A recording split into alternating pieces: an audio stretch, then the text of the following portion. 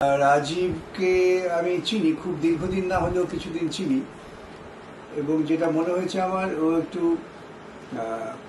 খুব আগু বাড়িয়ে তড়িঘড়ি করে যাওয়ার কাছে অন্যায় মনে হচ্ছে তার বিরুদ্ধে লেগে পড়া, তার সেটা সমাধানের চেষ্টা করা, এটা করেন।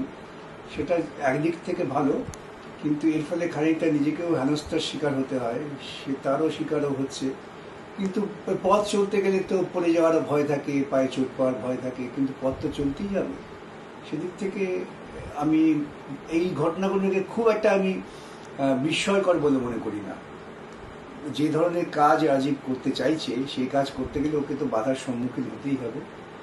এটা বুঝেই ওকে এগোতে হবে যে আমার সামনে অনেক বাধার প্রাচীর আছে, আমায় দেখে পথ চলতে হবে। অন্ধের মধ্যে দেয়ালে মাথা ঠোকার কোনো অর্থ হয় না। দেয়াল দেখলে বুদ্ধি করে দেয়াল অতিক্রম করতে হবে, এই কৌশলটাও শিখে নিতে হয়।